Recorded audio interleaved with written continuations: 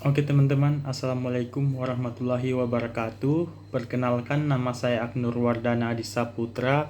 Saya mahasiswa dari kampus Tiambungaya Makassar.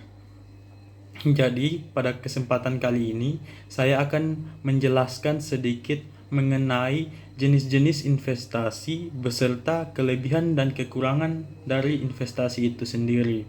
Sebelum kita membahas lebih jauh seputar jenis-jenis investasi, perlu kita ketahui bahwa investasi merupakan kegiatan penempatan dana pada satu atau lebih dari satu jenis aset selama periode tertentu dengan tujuan mendapatkan penghasilan atau peningkatan nilai.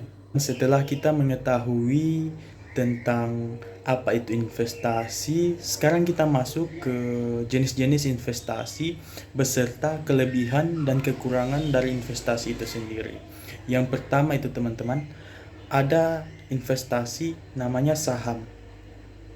Kelebihan dari investasi saham ini sendiri yaitu tidak memerlukan perawatan. Yang pertama, kedua, tidak membutuhkan rekrutmen karyawan baru. Yang ketiga, terdapat Bursa Efek Indonesia yang merupakan tempat memperjualbelikan saham dan mempertemukan pihak penjual serta pembeli saham. Yang keempat, nilai saham mudah dipantau baik di media cetak maupun media elektronik. Yang kelima, tidak perlu membayar pajak selama memilikinya. Oke, selanjutnya setelah kita membahas tentang kelebihan daripada investasi saham, kemudian kita masuk ke kekurangan dari investasi saham. Yang pertama, karena tidak mempunyai pegawai, maka kamu sendiri harus memantau investasi saham tersebut.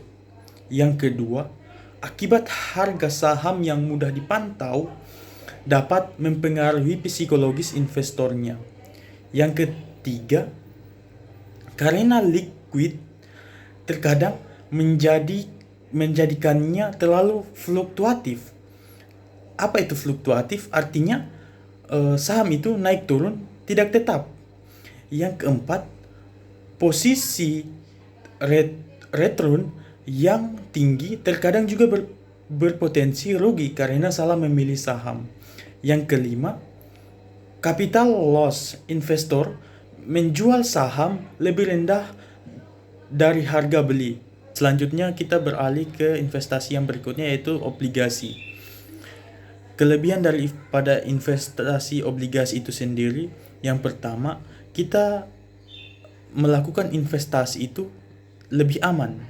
Yang kedua, menerima keuntungan berupa bunga atau kupon.